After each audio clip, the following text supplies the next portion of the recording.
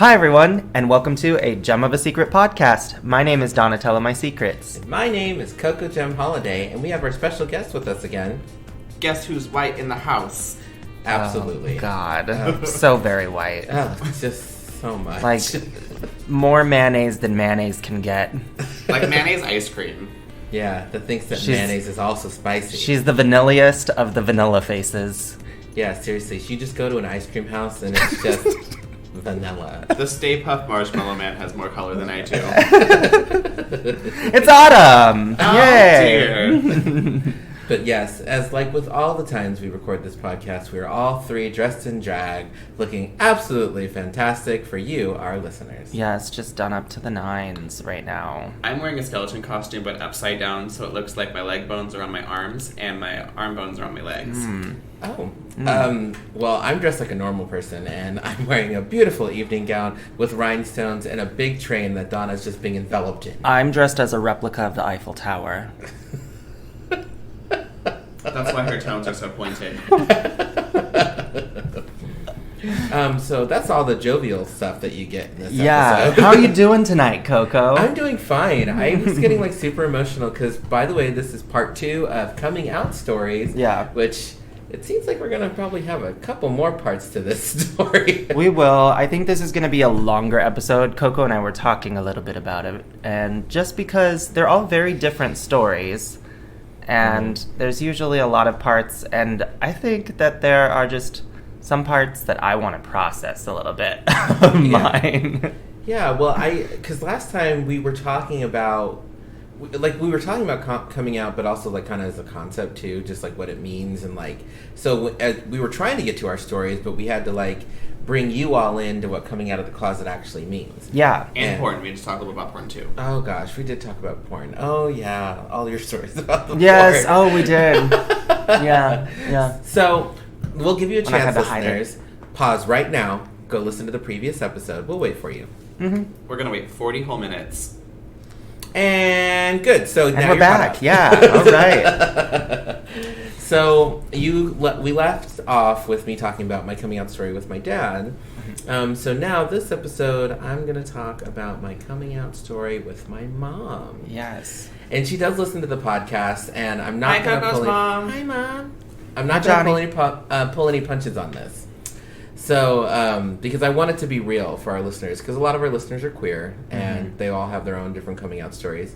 And with the way that I live my life as publicly as I do on Facebook, people probably think that I had one of those easygoing coming out stories. Oh my gosh, I don't know if we talked about that last time, but I hate when people have easygoing coming out stories. It drives me crazy. You're going to love mine. Yeah, so at the end of this episode, we're actually going to go into Autumn's, actually, coming out stories. And then the next week's episode, we're going to do Donna's full story. Because her parents are still together, unlike mine. Yes. So, though I guess the best way of saying this is I always knew who I was, and I knew that coming out of the closet is literally just telling people. I mean, like, you talk about it like, it's never the same, like, coming out to my friends versus coming out to my family. No. You know, there's always that dynamic that's uncomfortable as shit. So, for me, I actually did. My first family member I came out to was actually my mom. Even though I had more family members that seemed like they'd be more accepting, like, I felt like it would be a disservice to that woman who raised me if I came out to anybody else first. And so, I had a lot of queer friends, and my mom always seemed so cool with them and stuff like that. And I just felt like when I figured out who I wanted to be and I figured out what I wanted to say, and I don't know if I told you this, but I might have. I was peer pressured into coming out, which that's why I'm one of those advocates on Facebook. I don't think you did. I don't think you did tell me that. Yeah, because I was peer pressured into coming out, and so whenever you see me on Facebook or online, I always say don't come out unless you want to, because there's always those like queer mo's on the internet who's like, when you come out, your whole life gets better and it's so much easier and blah blah blah blah blah. And I'm always just, not true. That's not always true. It gets better, hopefully. That's the tea, actually. It gets Yeah. better, hopefully. Because we hear those stories about coming out, and I guess we should say this for our listeners too. There are stories that you may not have heard of when people come out and their parents kill them. I mean, that's a true thing that happens. Yeah, no, it is, and that's so sad. Yeah, it's sad and it's terrifying. And then It is. at a very young age, you knew about the AIDS crisis for some reason. I don't know how, but I knew about it. And so you're thinking you're going to get AIDS and murdered by your parents. So coming out is a big thing. So my mom, because she was good with all of my queer friends, my friends were like, oh, you just tell her, just tell her. Oh my God, tell her. She's going to be so fine. All your friends are queer. Like, which they weren't all queer. I had a few. Yeah. But my mom was always cool with them, and she'd ask us how we were at the gay clubs and whatever. And we used to always go to the gay clubs all the time with all my straight girlfriends and whatever. And like, that was the tea. And so they're like, okay, you need to do it. So I was on Christmas break, I think. I think it was Christmas break. Oh, no. Fall break. It was a fall break at Mesa. And we went to a club the night before, and my mom was like super cool to all my friends and whatever, and they're all talking about politics. And so the next day, they're like, you just have to tell her. Like, just sit down and tell her. And I remember she was watching TV, and like, I came in, and she was sitting in her easy chair, and I was like, I knelt by her bed, just because I was doing that. And I said, Mom, I need to tell you something. And she didn't turn off the TV. She just like watching the TV, and she was like, what? Mm-hmm. And I was like, no, actually we were talking about something else real quick, and like whatever. And then she kind of said, she's like, well, you're freaking me out. And then I chickened out immediately. And I was like, she's like, but my mom has this way of always like, when I chicken out of wanting to tell her about something, she just like, her look just pulls it out of me. It's like that black mom thing. Anyway, so what I said was, which I will never forget, I said, Mom, I think, I don't know why. By the way, listeners, if you ever come out, don't say think. Don't ever say think. Don't ever say think. No, That is like opening a window you don't want to open. You burst through that door. Be definite about who you are. Be strong. Be strong, because I made the same mistake. I think I changed about my mind about who I was or what I was about 3 times in that conversation. You're like, actually, I'm just a belly dancer. I want to take your up. Exactly. I really like theater, okay? Oh, God. That's all. Oh, shit. No. So, yeah, I did. I said, I think, and I knew, because I knew, I'd known for years. I said, I think I'm bisexual, is what I said to my mother. And my mother responded by saying, why would you want to make your life any harder? You're already black, is the first thing she said. Then the second thing she said, before I had a chance to respond to that can of worms, was, it's Adam and Eve, not Adam and Steve. Yikes. I'm not joking. She said Yikes. that next. And then she said, why did you have to tell me? Was the third thing. Oh, dear. So, as soul-crushing and as much as that part of the story always makes me want to cry, because my mom's my world. Like, she still is today. I make it sound like she's dead, but my mom's my world. And so, and we'd always been very close. I had some horrible years when I was a preteen, as we all do, but we were really close. And she was so supportive of everything I always wanted to do. And because I think I said this in the first part, but I'll just reiterate it here just in case you haven't listened to it. I remember there was a guy I really liked, the first boy I ever kissed, actually, way before I came out, and he was taking me to a party in Colorado Springs, so he picked me up. And then on the way back, he just gave me a hug. There was no kiss. It was a hug outside of my mom's house, but she was watching, and she was like, you just hugging up on that boy in front of my house, and the neighbors are going to see him, blah, blah, blah, blah. And I was just like, oh, good Lord. I was like, this is why I cannot come out to this woman, and my friends made me feel like I could, and I felt incredibly peer pressured to do it. Anyway, so she said those 3 things, hurtful and damaging for life. The thing is, the first one, she wasn't wrong. Like, being queer... I was going to say that. I mean, yeah. Being queer and being black it's like you just won the oppression Olympics a little bit. Like, it's just... you don't know why someone hates you. Like, me and Autumn joke about this all the time. We're like, just depending on how they're beating us up, like, we'll figure out if it was because it was the black thing or it's because we're faggots. Like, I don't know. We'll figure it out. Like, and because it's true, because you just keep adding to the list of things. And we're not even going to talk necessarily about my gender identity in this specific episode, but and I remember arguing with her, obviously, immediately. Because I said, Mom, we don't go to church. We've never been to church. And she said, we're Christians. I was like, no. We're not. I was like, that's not We're not as Jewish as we are Christian. It is funny how parents seem to get exponentially more religious after you come out of the closet, right? Like, the Bible suddenly appears in their hand. They're like, look, Leviticus. I'm like, what? Like, Maybe I can Leviticus my ass. That's good. That's some tea, though. I was so floored. And I was like, I don't even know if I believe in God. If that's a shock. And I said, I don't think this will make my life any harder. I was like, I just felt the need to tell you. And she said, I just really wish you wouldn't. And I was like, well, it doesn't make any... My mom was always my biggest supporter in life. And in this specific moment, she was treating me like I was this, like, leper almost. Like, it was so harmful and hurtful.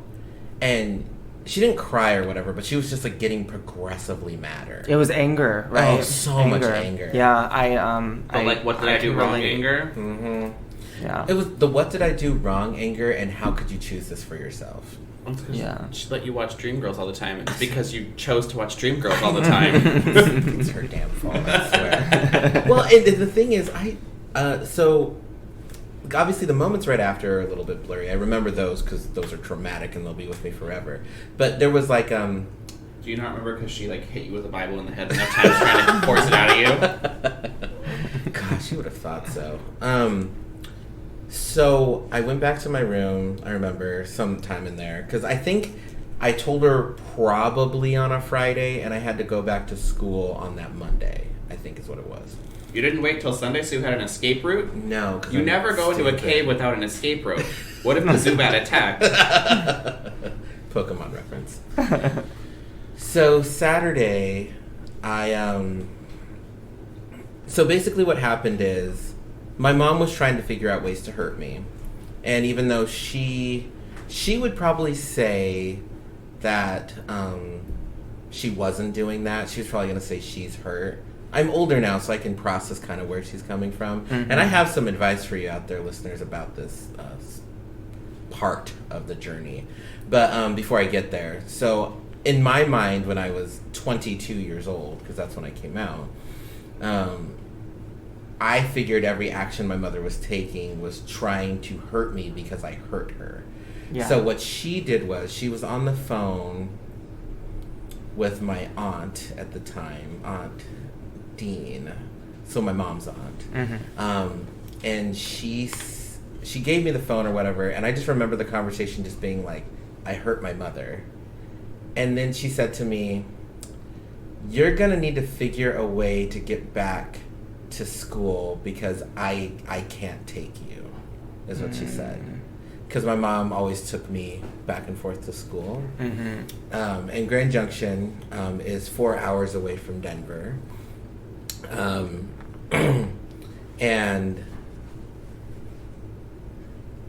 I actually, it was 4 hours away, and I was so at a loss. I was like, that is, I remember actually calling her heartless. I was like, that is heartless. Like, because I was telling her who I am, not a decision I made. Mm-hmm. Like, the only decision I made was to tell her. Mm-hmm. Like, but I was this person. And so that was, gosh, that moment still makes me so angry. That's the other part of the story I don't really tell people, is that my mom chose not to take me back to school. And 4 hours away and whatever, so she just kind of laid me stranded. So it didn't make me feel, it was like the reverse of being kicked out, It's like, you can't leave. You have to sit here and be upset with me. Like, that's what it felt like. And I felt trapped.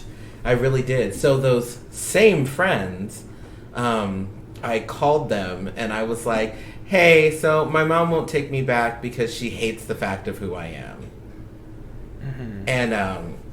And they're like, what? Oh my God, your mom's so cool. I can't believe it turned out that way. And I was like, well, I knew her better than you, and I said I didn't want to do this, and you kept pressuring me to do it. So just, great. I guess I was right. Like, that's literally what I felt like. I guess I was right, I suppose. Would there have ever been a better time, though? Like, no. Can you think of a better time? No, there honestly would have never been a better time. My mom was going to always react the same way. Yeah. And, there's a couple of more parts, but I've been talking a lot, and I needed to say, Donna, how are you doing this evening? Oh, I'll let you know after this brief commercial break. Have you ever been drunk off your ass at a gay bar during a drag show and thought, you know what, I can do that. Doesn't look too hard. Maybe if I control the jello shots, I can have more for myself. then have we got a show for you. Cooking Up a Queen, a brand new limited series brought to you by the CD Studios. Over the course of a 10-week run, you'll be brought into the flagrant and fanciful world of queer nightlife, with Camp Wanakiki finalist Coco Jim Holiday and rising star of the Portland drag scene, Touche Douche. These two will delve deep into what it takes to be a drag entertainer, the do's and don'ts of newcomers on the scene, as well as discuss topics that you would never think would come up until you're a cross-dresser on the corner of 5th and Broadway. Trust me, you're going to want to pay special attention for that one because it's a lot. Make sure to tune in starting May 31st every Sunday for Cooking Up a Queen, available wherever you podcast.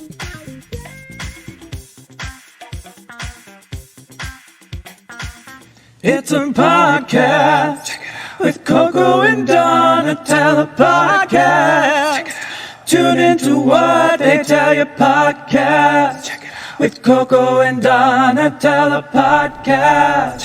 I'm feeling like after that first part, we're in a pretty therapeutic space. So let's unpack some of how you feel now about that interaction and basically how things have changed. Yeah, so I don't remember, but there was a long period of time before I talked to my mom again. And I don't mean like years. It was probably 2 or 3. Probably a month. It's probably, because when you're in college, those 4 months per semester feel like 7 years. But I think she messaged me like 3 or 4 weeks later on a Sunday. I remember it being a Sunday. She called me to just ask how I was doing, and we avoided the topic like the plague, which is not healthy or comfortable. And I knew I wanted some sort of resolution before I wanted a resolution before I went home for break. I wanted to talk about it. I also came out to my sister that same weekend because she's like, what's wrong with mom? She's pissed like the whole time. And so finally I told her, and then she just let me talk to her, and I thought that she'd be such a great advocate for me. Since we're introducing a new character, Coco, please say 3 words about your sister. Oh, she's the God-fearing woman. Sorry, she's religious. She is older than me. That's also a fact. That's 2 facts. And what's the third? We get along really well. We do. We get along really well. But she's also kind She was of a also bitch. a Denver Broncos cheerleader. She was a Denver Broncos cheerleader and a Denver Nuggets dancer. Yeah. My mom was always super about her kids being in the arts and doing entertainment. Y'all can hang out with the gay folks, but you can't be one of them. True. God, that's true. Yeah, so my sister was actually really on board, and just to fast forward a little bit, my sister now has a niece I have a niece who's 7 years old, and my sister has very much raised my niece to believe that gay is wrong from a Christian standpoint. She does not like anything homosexual related in any capacity, and I tried to give my sister books when my niece was born to help her like navigate those conversations. Point blank period, I am the gay uncle, which is uncomfortable as shit. Because the fact is, like, my sister was there for me after me and my mom weren't good. And then come to find out later, just like with my dad, suddenly they're religious as all get out, and they hate queer people. Like, that is so damaging to come out of the closet and then have to deal with that. And what's actually even worse is I remember this, and my mom knows this pretty specifically, is I was actually in town for a Denver Pride, and my mom called me like the Sunday of, and she's like, hey, I got the approval from your sister that we're doing family photos in an hour, and I'm in Denver, and so I could have made it there. It's like 30, 45 minutes away. It's like, we're doing family photos in an hour, and we're all wearing black and white, and she said that you could be in the photos. You're like, but I can't get and drag that fast. She, and I was in the Denver Park, so like where they have the Pride Festival, so I would have had to, I didn't have any black and white either. I didn't know what was happening. I didn't even know, I think I actually didn't even know my dad was in town. And so I was like, so you guys are just gonna take family photos without me? And my mom was like, well, she's paying for them. And I asked her, and I probably should have asked her sooner. And I said, I've never felt more distant from this family because of this. Like, my sister, as she got older from that moment, became more gay hating. Like, it was awful. Yeah. And so, going back to the moment I came out, real briefly here, so after I was back to school, me and Donna kind of calculated the time, and it was roughly almost 4 to 5 years before me and my mom got back on the same page. And the reason we did was kind of because of drag, and kind of not. Yeah. So I'll fast forward to the conversation. The conversation was this: I was dating my ex at the time, who I would eventually marry, and I remember we were going down for, once again, a Denver Pride, and we were in Glenwood Springs.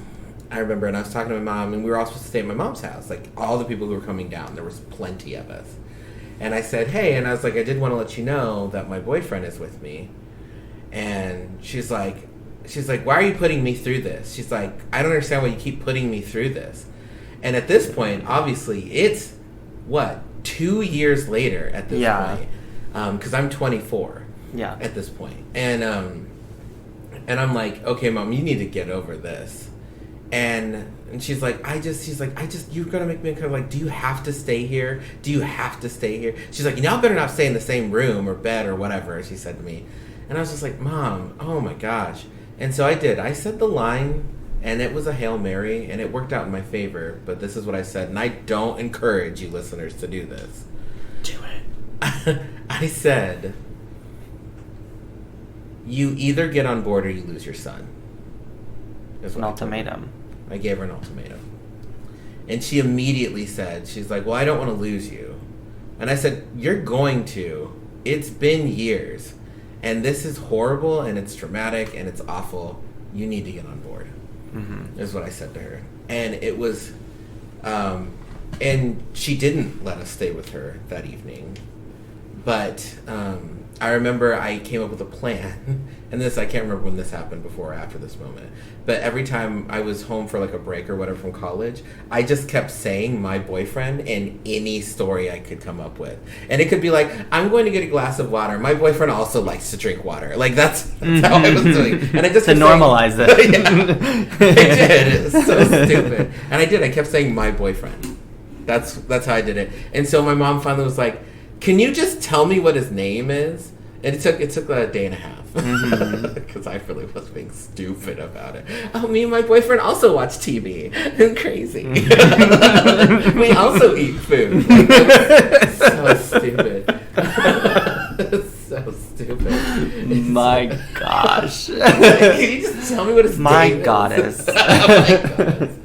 So, Oh, so that happened. And eventually, gosh, I don't remember the moment that they actually met. And my mom was nice to him, though. I remember that. She was nice to him. Because my mom's just a nice person. And so she did. And that's what started her on the route. Like, meeting the person, putting a face to it. And, that's how she kind of got on board. Yeah. And, then when I started doing drag, because he started doing drag first, and we struggled with that. Surprise, listeners. But my mom really enjoyed the drag aspect of my life now. And then I started doing drag, and she super loved that. And then she became one of my biggest drag supporters. Yeah, and there was so much overlap in those lives that it was something that, she just was around a lot more. Yeah, and she got more on board. And Autumn's right about this. My mom had plenty of gay friends in her life. Yeah. It just was really that whole, just not in this house, kind of business. Yeah. And so my advice that I want to give you listeners, because it's a really, even though we joked about some pieces, but it's a really serious moment, the advice I want to give you is truly don't come out unless you're ready. That's the number one goal. And then number two, however you come out is going to be your story. I think you should always do it during Thanksgiving. Give your grandpa a heart attack. Make an event. Another reason for my family to fight. This is what that would have been. Yeah, seriously. And the other thing I wanted to say about that is, I didn't realize over this. Politics. Oh, by the way. One of the things that I didn't realize, and I've said this in other podcasts before, you have to come out over and over and over and over. And I remember I went to a family reunion, and my mom was being so wishy-washy about whether or not my husband at the time would come with us. And she's like, I'll pay for your ticket, but not his, because I don't really have enough money for both of you. I think that was her way of trying to, because she didn't want to have the gay kid at the thing. And I know that that's true. But I actually told him not to come, so I could just have a mom-son trip with my mom. Mm-hmm. But it's true, my mom has come such a long way, honestly, in those, and now over a decade since I've been out. But it did take roughly about 5 years for her to get on board. It just takes time. It does. And so recognize, people, that it does get better, but you can go through 5 years of hell when you come out of the closet, and you really should consider it when you want to. And that's why I want to punch anyone in the teeth, whoever has that really easy, oh yeah, my family was super on board, they knew since I was 1, and blah, blah, blah, blah, blah. Scooch right fucking down. That's a good segue. Because that's pretty much the end of my tale to a degree, so... You have a tail? And we'll, as we talk about our other stories, we'll definitely talk about how we relate to one another and stuff. So that's something, too. We'll have a big summing up of this. Yeah. So let's move on over to Miss Autumn Rain's Heart coming out of the closet story. Yikes. Well, I was 14. Oh, my. And in high school, and I had a girlfriend in quotations. The quotations imply that we literally never kissed and we just held hands and did stupid things together for 6 months. And then she finally broke it off with me because it wasn't going anywhere. Sweetie, that's called a friend. That is. Yeah. And so that was a thing, and I eventually, once that all happened, then, we were just friends, and I told her eventually that I was a homosexual. Oh, she's the first one you told? Yeah. Oh, wow. And so I did that, and then, words. How did the parents get to knowing? Are you trying to lead this investigation? Yes, because we're currently looking at the time. No, I'm just kidding. So I told her, and then apparently she's real close friends with her mom, and so she told her mom, and then our parents were friends, and so her mom asked my parents when they were all kikiing, so how do you feel about having a gay son? And my parents were like, what was that? Oh, wow. Wait, did you get outed? And so then, in the car one time, my mom was just like, so, Sierra's mom, said some interesting things, and I just want you to know, that you're loved, and I need to answer this question. You're loved, and I need you to answer this question? She's like, so, that they said you're gay. Oh, God. And I'm so uncomfortable. so I need you to like, is that true? And I've never wanted to jump out of a moving vehicle. So bad, I bet. So badly. Oh my god. Because like when you're like thinking about coming out, like you watch all these YouTube videos and they're like, don't do it in a moving vehicle. Don't trap the person you're trying to like tell, because what if they like need to like leave the room or like have a reaction? You don't want to do it somewhere where like they could just slam the brakes and like the car might hit somebody else. And so I just got real quiet. I was thinking, So they had a little bit of time to process it beforehand then. they had 14 years to process. Okay, so yeah, that's true. They always kind of had an inkling, right? Oh God, yeah. Oh gosh, So was it just your mom in the car? Or your Yeah. mom and dad? It was my mom in the car. Oh gosh. And yeah, they also like a year prior like caught me like watching gay porn on a computer. So like tried to cover that up unsuccessfully. Oh, I just clicked here. People kept saying that, and so I was just looking it up to see what it was. Oh yeah, all the excuses in the book. I'm familiar with all those excuses. Oh God. But yeah, and so no, then she was all like nice and shit about it, and like was just like, "Well, I love you," and like, you know, you have gay cousins, right? Like, Yeah, but like you're not my gay cousin's parent. True. Gosh, oh, that's. So how did it go? So how did it go with your dad then?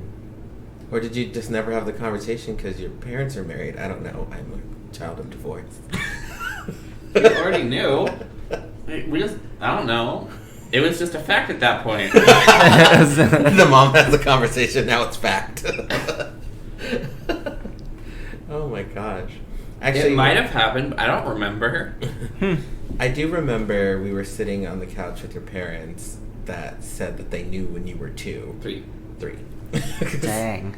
Yeah, they just absolutely knew. Oh, God. Yeah, your voice doesn't get this high because you want to, like, play basketballs and fuck, like, ladies. No one's like, you like that, bitch? Oh funny. my Is that how god. straight people have sex? I don't know. I don't know. I didn't watch the movie. You would be a really good voice for a Christmas elf. So then that just became like fact, and then everyone knew. questions. Okay, So, did your mom cry when she was asking? no, it was very matter of fact. Oh, for some reason that makes it worse for me. I don't know why. Just it's a matter. Hey, so I heard this, and are you a queer? It's the thing that's just. I mean, but you're kind of lucky though. I do want to punch you now. Keep my teeth away from you. Oh, but that's actually the point I was going to make up with my story too. Your parents. So your parents knew. Mm-hmm. Mine didn't, and my friend who forced me to come out, pressured me to come out, said you have to give. You had 22 years of your life to discover who you were.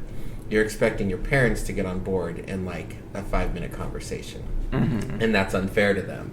You need to let them mourn the person they thought you were going to be, Oh, so much of that. so they can get on board with the person you're going to be. As frustrating as it is for you to be like, I'm not dead. I'm still here. There's two sides to this, and that's yeah. Yeah, no, it was more difficult when I started doing drag at 15. Those were more interesting conversations, but you know. Or maybe it's not so much that I'm not dead. I was never given the chance to be authentically me, and so now I am, and you should be on board with that. Yeah, my sister used to say, "You're, why could you just go back to that?" She also said, "Go back to that guy. Mhm. You know that you were so nice and you were sweet and you were kind and whatever." Yeah, now you're just a piece of shit. No, see, that's what, Tea. same shit. My family would say the exact same stuff. Yeah. Because being authentic to who you are, which the thing about Autumn is she's probably been the same person forever. I've seen her about 1,000 different scenarios now, and she's just always the same person in every avenue. So she's always lived authentically. But the thing is, I never necessarily felt like I was hiding who I was. I mean, I wasn't fully there yet, but then the second I came out, I did change. I just changed because the person, oh, this is going to be mean, the person who cared about me the most treated me the worst. So I became sarcastic and bitchy. Yeah. I mean, that's the moment it happened. Like, that was a traumatic experience that changed my personality forever. Because I didn't want to be hurt. Yeah. I didn't. God, what kind of car was it, though? Like, was it like, Yeah. were you in the back seat or were you in the front seat? I was in the front seat. Oh, God. It was the Trailblazer when we still had it. I just, for some reason, that story makes me so uncomfortable. I want to claw my way out of that car. I almost wanted to claw out of this podcast. When I heard it. I was like, ah!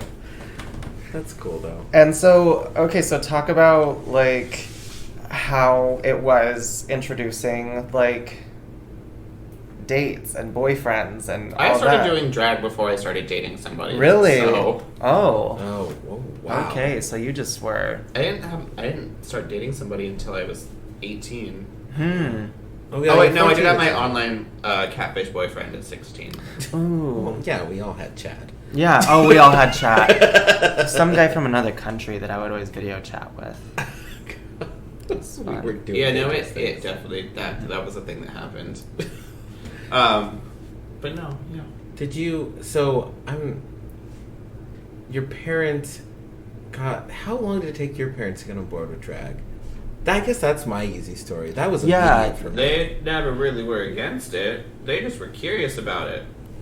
My mom was just kind of like, so, first off, where'd your downstairs go? And I was like, it's back up and put away.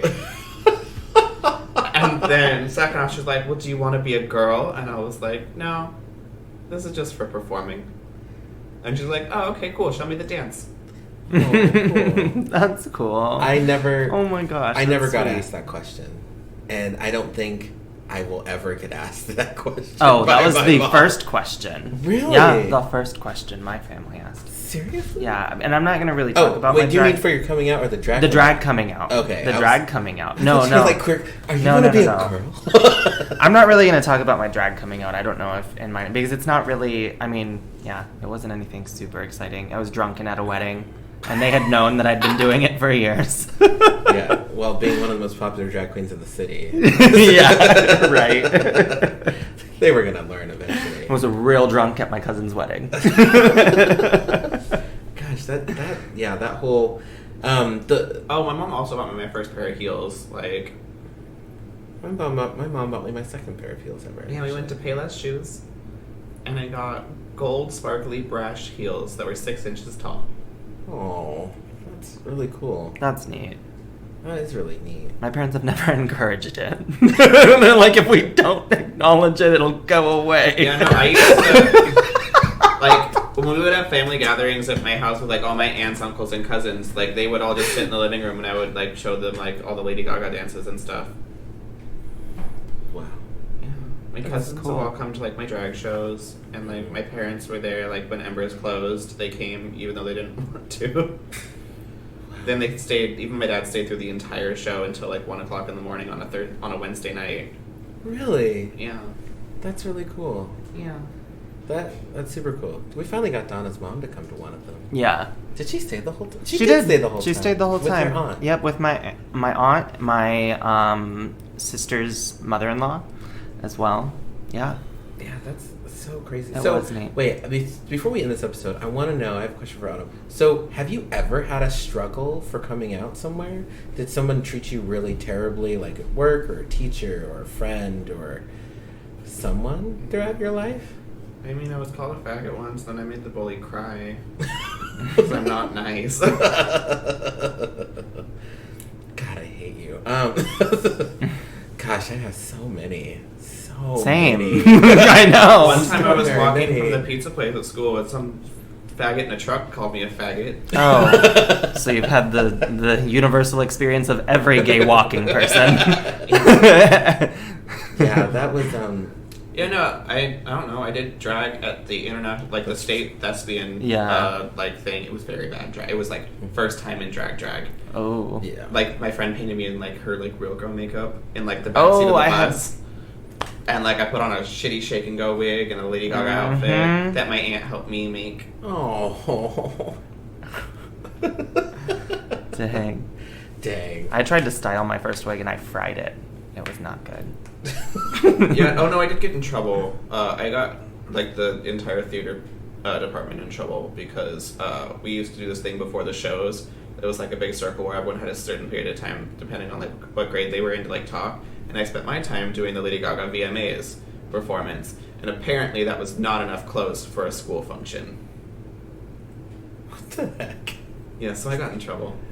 That's actually appreciate that Autumn told her stories too, because we do have 3 very different stories, and actually do. because I think we're probably going to turn this into a 4-part series. Yeah. Because the whole next episode will probably more than likely be Donna's stories, but I also like my drag daughter Touche has a very traumatic story that I'd like to have It's her just gonna unpack. get increasingly traumatic. Oh yeah, so we're Just gonna fall down that rabbit hole. yeah, we're just gonna save her for last on this, and so you guys can cry with us. But throughout each of these episodes, we do want to, like, I'll put resources on our website as well. We know that these stories are hard to talk about. You might even be the queer kid who's listening to this podcast, you know, underneath the covers and whatever, not having the sound up because you don't want your parents to know that you're struggling with these identities and these issues. You can always write to us, by the way. We will be so happy to talk to you and point you into the resources and people who don't drink as often as we do. Absolutely. I'm not a youth like role model. I'm not. Well, this has been another episode of A Gem of a Secret podcast. My name is Donatella My Secrets. My name is Coco Gem Holiday. And my name is Autumn Rains Heart. Bye, everybody. And thank you for tuning in. We'll see you next Toodles. week. This has been another episode of A Gem of a Secret podcast. The hosts of A Gem of a Secret podcast are Donatella My Secrets and Coco Gem Holiday. You may follow Donatella My Secrets at Donatella_My Secrets on Instagram. You may follow Coco Gem Holiday at Coco Gem Holiday on Instagram. Original music by Touche Douche and Party Favors. You can follow them respectively at The Touche Douche and at Party Favors Music on Instagram. For more exclusive content, visit www.agemofasecretpodcast.com. That is AJEM of a secret podcast.com. Be sure to tune in every week on Thursday for a new episode wherever you listen to podcasts. If you have any comments or questions, email us at agemofasecretpod@gmail.com. Please don't forget to like, rate, and subscribe. Until next time, goodbye.